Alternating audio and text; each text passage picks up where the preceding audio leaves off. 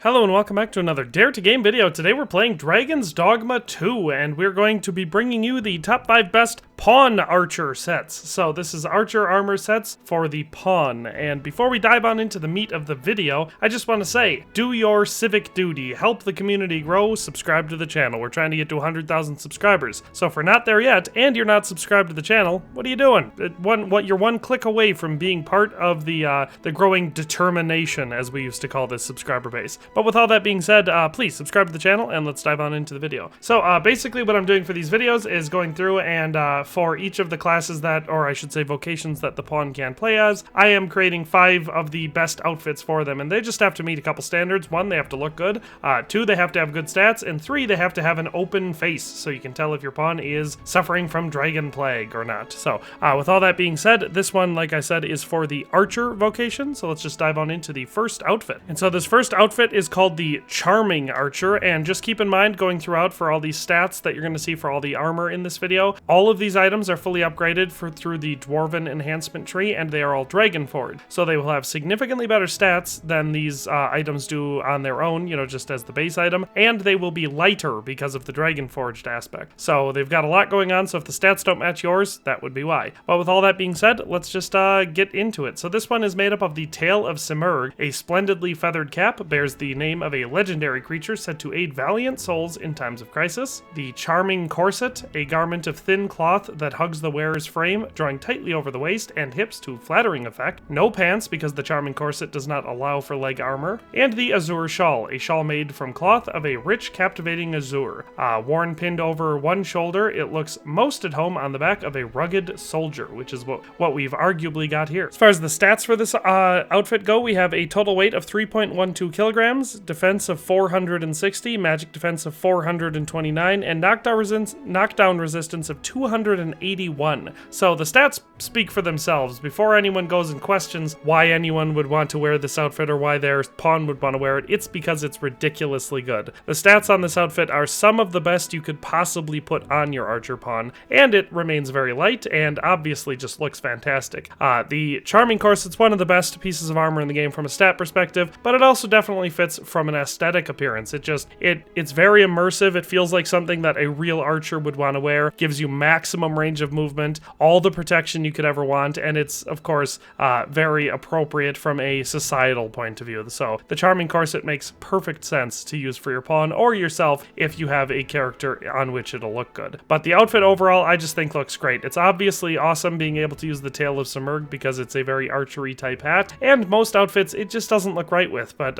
when you've got an absolutely stacked pawn like I do, it definitely fits well on that. And outside of that, just all the colors coordinating rather well to look good and complement our Charming Corset, which is the centerpiece of this outfit. So that is our first outfit. Let's move on to the next one. Alright, our next outfit we have here is the Twilight Ranger, and it's made up of the following items. The Twilight Star, a simple metal circlet adorned with a small jewel over the brow that resembles a faintly twinkling star. The Half-Plate Armor, armor forged to protect the wearer's vitals without adding undue heft, in the belief that increased mobility counts for more than a wall of steel. The Ranger's Tights, leg armor fashioned from supple fabric that stretches to accommodate the wearer and masks the sign of wear and tear. And the Linen Cloak, a large hempen cloak oft used as a blanket by those accustomed to camping by the wayside. So this is another outfit that I think just looks absolutely fantastic. It's possibly my favorite one on this list. It just looks really good for the archer role, and I love any excuse I can use to use the Linen Cloak because I just really like it. Stats for this outfit are a total weight of 3.6 kilograms, defense of 251, magic defense of 191, and knockdown resistance of 128. So as far as stats go, it is the worst on this list, but as far as appearances go, like I said, it's probably my favorite. I really like all the archery aspects to it. Again, it just looks like something that is super appropriate for an archer to wear,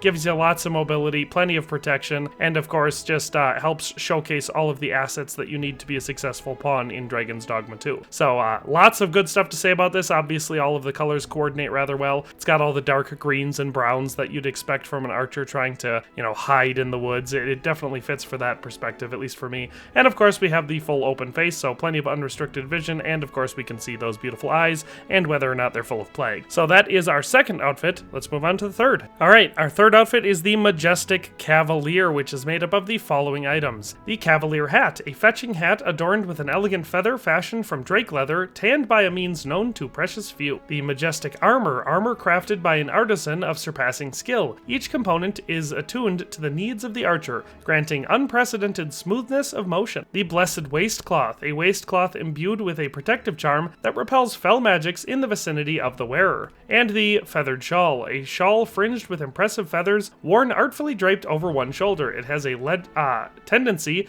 to correct the conduct and the posture of the wearer. And so this outfit is very stereotypical archer, at least in my opinion. Stats for this one are a weight of 4.84 kilograms, a defense of 405, magic defense of 301, and knockdown resistance of 256. So pretty dang good stats across the board. Again, not top tier for this list because we've got some really good armor on this list, but way better than most of the suits of armor in the game. So stats on this one are, of course, excellent. And appearances, I think it looks pretty dang good. It's always hard to try working the Cavalier hat into an outfit just because of how specific the look of it is, but I think this one definitely plays to it very, very well. And of course, once again, we just have all of the aspects that you need to have a good outfit for an archer, especially a pawn in this game. So looks excellent in my opinion, and of course, stat-wise, quite good. So that is the Majestic Cavalier. Let's move on to our fourth outfit. And for our fourth outfit, we have the Elegant Archer. This one is made up of the Gnostic wings, a bejeweled circlet fitted with wing-shaped adornments intended to evoke soaring wisdom if it offers guidance to the wearer in moments of dire need. The Elegant Petticoat, light armor combining airy cloth with alloyed plates over the shoulders and collar, lends itself well to combatants who rely upon their agility. The Braided Boots, sandal boots comprising strips of tightly wound leather, constrict the wearer's muscles and improve blood flow while on the move. And the Imperial Shoulder Cape, a cape crafted from the hide of a rare monster. The delicate stitching recalls its original purpose, as raiment for ceremonies and formal occasions. Stats on this outfit are a weight of 4 kilograms, defense of 405, magic defense of 404, and knockdown resistance of 163. So slightly lower on the knockdown resistance, but the other stats are all obviously excellent.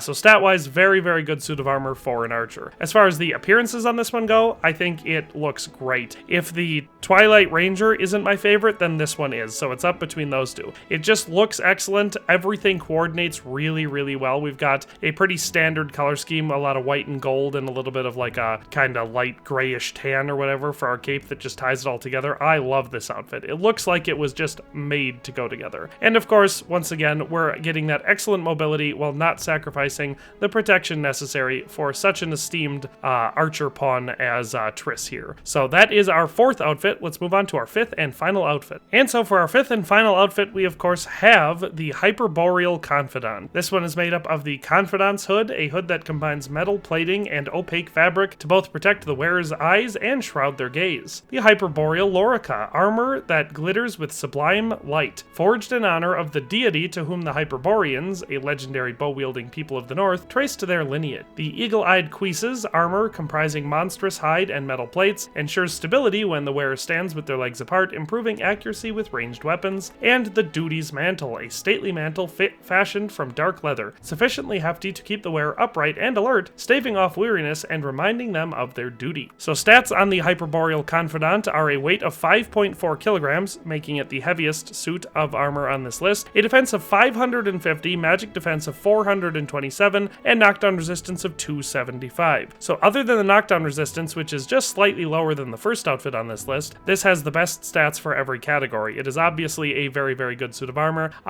I think it looks great too. This is one where, yes, we have a very heavy looking suit of armor, especially for an archer, but it doesn't look insane. This is something that kind of looks very Tolkien-esque, so like the Tolkien style elves that would go to war, they would wear heavier plate armor even though they were bow wielders, because they were hybrid units. They would also use swords or glaives or something like that. And I think this definitely fits with that vibe.